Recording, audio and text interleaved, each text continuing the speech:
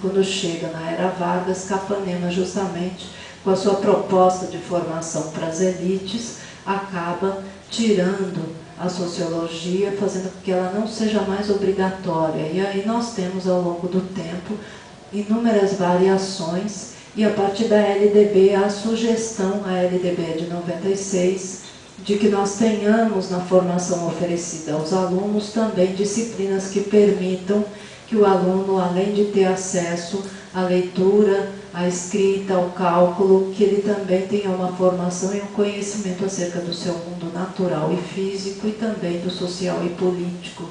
E aí fica a sugestão de inclusão dessas disciplinas na parte diversificada do currículo. Curiosamente, houve um projeto do Padre Roque, né, que foi votado e em 2001 recebeu o veto do nosso presidente sociólogo, Fernando Henrique Cardoso, sobre o argumento de que a sociologia não poderia ser reinserida nos currículos, já que isso oneraria demais o Estado, porque envolveria a contratação de professores, não teríamos docentes suficientes para estarem lecionando na educação básica. Quer dizer, curiosamente, exatamente um presidente formado em ciências sociais na USP é aquele que vai vetar esse projeto de lei do Padre Roque. Isso foi em 2001, né?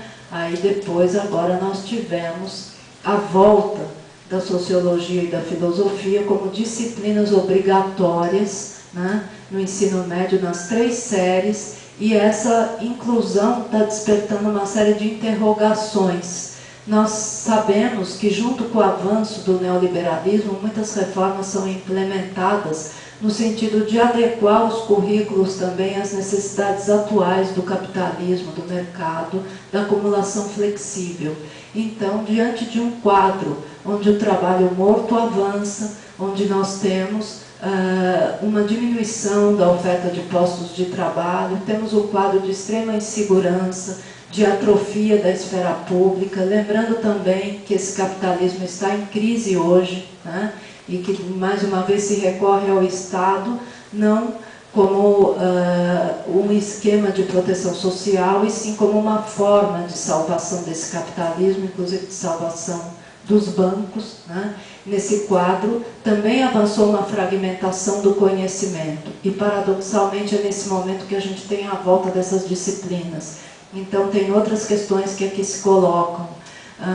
Até o próprio capitalismo atual, dentro do baixo patamar de oferta de postos de trabalho, exige como formação uma visão mais ampla, no sentido da preparação para o mundo do trabalho, esse mundo tão instável, tão cheio de incertezas que nós vivemos hoje. As exigências de formação são maiores. O caminho hoje é o caminho da desespecialização.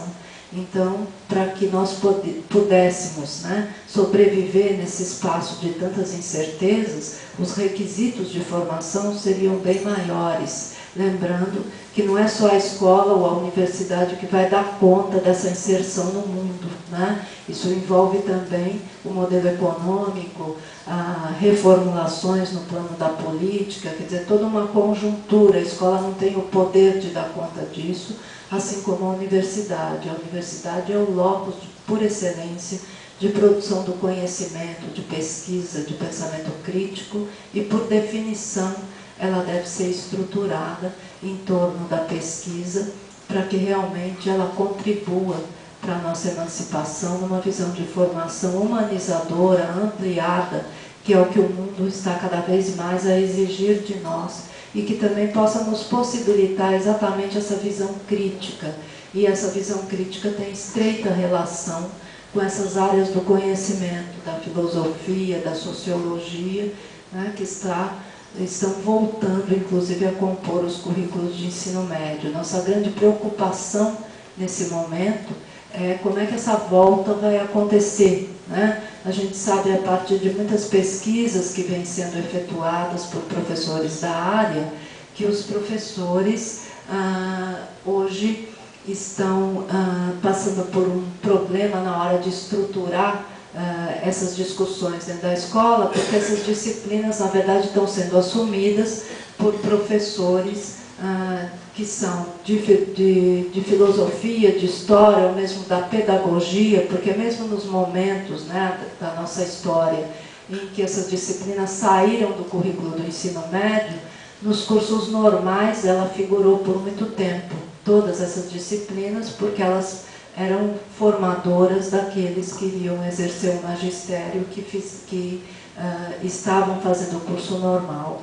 Então, quem tem atribuição dessas aulas nem sempre é licenciado exatamente na área que está lecionando. E o grande cuidado, o grande alerta que fica é que essas disciplinas não sejam trabalhadas de uma maneira precária, superficial, na medida em que muitas vezes elas são incluídas interdisciplinarmente como discussões sobre cidadania que são muito vagas e que nós sabemos que para se discutir cidadania também é preciso saber de que cidadania se está falando, né?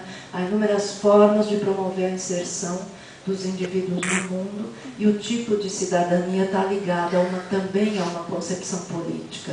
Então a nossa preocupação é que nesse quadro de dispersão que nós tenhamos a inserção tanto da filosofia quanto das ciências sociais feita de uma maneira que descaracterize, né, as suas especificidades ou que não seja feita justamente implementada por professores sem a devida formação na área.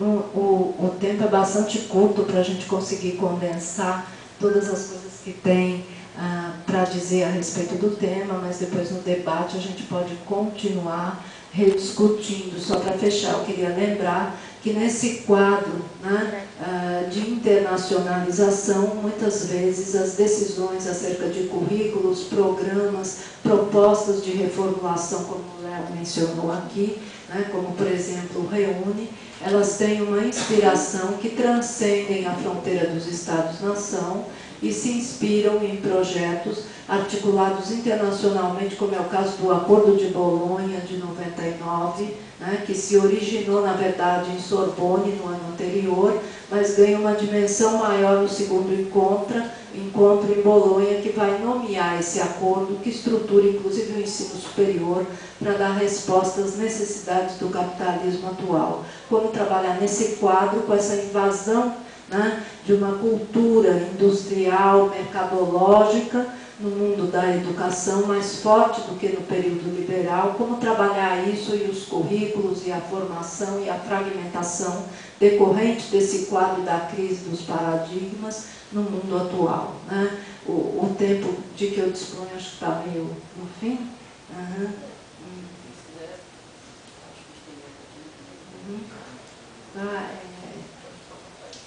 Não quero também cansar vocês, porque a gente vai ter a oportunidade de ter as perguntas depois, né? Só para dar um fecho, eu só queria lembrar, então, que nesse quadro de internacionalização, que nós temos muitos desafios hoje colocados, né?